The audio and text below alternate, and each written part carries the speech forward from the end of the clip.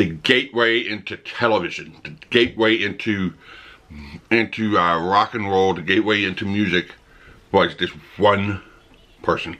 This one person was the key. It was basically the gatekeeper from about 1948 until about 1971. We're going to talk about the Ed Sullivan Show today. It was an American television variety show that ran on CBS from June 20th, 1948 until his ego basically got him shut down on March 28th, 1971. It was hosted by New York entertainment columnist Ed Sullivan. Sullivan's celebrity guests sat in the audience. They didn't go backstage in a family catered green room. Sometimes when the acts were introduced, they came right from the audience onto the stage, which is really interesting because of the fact that, well, like I said, Ed Sullivan was the gatekeeper to these bands, to these celebrities, to, you know, and a lot of these people were unknown. A lot of these people hadn't stepped into the limelight yet. So if I sat in the audience and let's say I had, and I had music that was climbing in popularity, and I sat in the audience, nobody would know who I was. It's not like today where if Tom Hanks sat in the audience, they wouldn't know who they were. WWE does a good job of trying to disguise that, but a lot of people know who they are when they're sitting in the audience with them.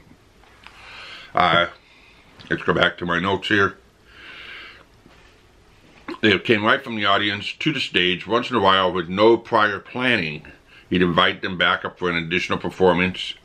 And guess were highlights of Ed Sullivan's first episode. It was also known as Toast of the Town. It includes Richard Rogers and Oscar Hammerstein II.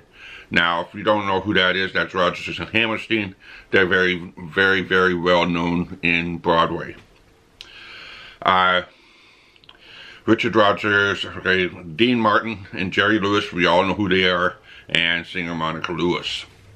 The show enjoyed phenomenal popularity in the 1950s to the early 1960s. It occurred with national telecasts of The Wizard of Oz. We're off to see the wizard. Okay? In the 1960s and the 1970s. And the family ritual of gathering around a television set to watch the Ed Sullivan Show almost became a U.S. cultural universal. I put that down, but I'm missing something. So it basically became a U.S. trend. It's gathering around the television to watch the Ed Sullivan Show. He was regarded as a kingmaker, and performers considered an appearance on his program as a guarantee of superstardom. Although this sometimes did not turn out to be the case, the show's status at the turn of the decade is illustrated by its use as a backdrop of the 1960 musical Bye Bye Birdie. The musical's plot revolves around an ordinary girl's chance to kiss a rock star live on the Sullivan Show. And in the version hymn for Sunday evening, her family expresses their regard for the program in worshipful tones. Sullivan appeared himself in the musical 1963 film adaptation. The Ed Sullivan Show is especially known to the World War II and baby boomer generations. I gotta switch my notes here. For introducing acts airing through breakthrough performances by popular 1950s and 1960s musicians such as Elvis Presley, the Beatles, the Supremes, the Dave Clark Five, the Animals, Creedence, Clearwater Revival, Dusty Springfield, the Beach Boys, the Jackson 5, Stevie Wonder, Buddy Holly, Janis Joplin, the Rolling Stones, the Mamas and the Papas, the Lovin' Spoonful, Herman's Hermits, the Doors, Donnie Warwick, Barbara Streisand, Petula Clark, and the band. So there's quite a bit going on here, and it was basically, like I said, it was the gatekeeper. It's kind of like YouTube a little bit today. If you work hard enough on YouTube and somebody discovers you and, you know, they do reactions and that sort of thing, it can launch you. It's just like Keith that does the food reviews, and he says your restaurant is a 9 out of 10, and he's going to launch your restaurant into superstardom for a little while. And that is Keith Lee. And that's pretty much how the Ed Sullivan Show worked. If you were decent and you got accepted, you were going to get launched. The Canadian comedy duo Wayne and Shuster appeared on the program 67 times.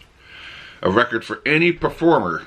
Bill Haley and his Comets performed their hit Rock Around the Clock in early August 1955. Later recognized as the first rock and roll song broadcasted on a national television program. Between 1966 and 1971, Jim Henson performed some of his Muppet characters on the show, and the characters made a total of 25 appearances. Jim Henson and his Muppets appeared on everything for a very, very long time. A phenomenal person until his passing. Jim Henson's Muppets were introduced on the Ed Sullivan Show on September 18th, 1966. Sullivan introduced the characters as Jim O. Newsom's Muppets. The act featured a small ball of fur growing into a rock and roll monster performed by Jim Henson, Jerry Nelson, and Frank Oz. Those were the three most popular people, or most common people that powered, I would say, nearly half of the Muppets on the Muppet Show. With 3 heads and 6 arms, lip-syncing to the unreleased song Rocket to Me by the Brothers, and after the act was done, the rock and roll monster shrunk back into a ball, which was then eaten by a sour bird. On September 14th, 1967, the Doors were banned from the Ed Sullivan Show because Jim Morrison didn't censor the lyrics "Light My Fire," and on September 17th, 1967, the last of my notes, were banned from the Ed Sullivan Show. After the show, Ed said, "Well, you'll never do the Ed Sullivan Show again." Morrison calmly replied, "We just did the Ed Sullivan Show." In 1971, CBS canceled the Ed Sullivan Show rather unexpectedly, claiming costs had become prohibitive and the taste in the American audience changed. So that's about 4 years after the Doors that they were canceled. And it shows when somebody says, no, okay, we're going to cancel you. Who knows what somebody's going to say next. It's just like when you're on a YouTube channel. If you're on a YouTube channel and you're producing content, and somebody else is filming you because they're a big fan, and you go up to them and you say, "Oh, don't film me, I don't want you filming me." What about their fans that are watching you? So when that camera is pointed at you and you're trying to make something of yourself, make sure you know that you don't know how many people are behind their screen. And that's kind of a lesson from the Ed Sullivan Show, is because once he got to about 1967, in further reading, he got much more full of it. And because he became more full of it, And because he became more self-centered or entitled, well, he started booting people off of his show. And I think after 1971, that's when American Bandstand came in, which basically replaced the Ed Sullivan Show with Dick Clark, which will be another video for another day. So hopefully you enjoyed this video. If you watched the Ed Sullivan Show, drop that in the comment section below. Let me know. What do you think of this video? I mean, it's kind of choppy. I got to work on it a little bit. But hey, I'm starting to build my archives, and then I can go back and, you know, fill up for more information and do another video at a later date. Like I said, I'm new. I'm just starting off on this. And I hope you guys enjoyed the video. If you liked the video, give me a thumbs up. Share it with your friends. If you're new here, hit that subscribe button, hit that notification bell so you don't miss another video. Till next time, like always, keep on rocking.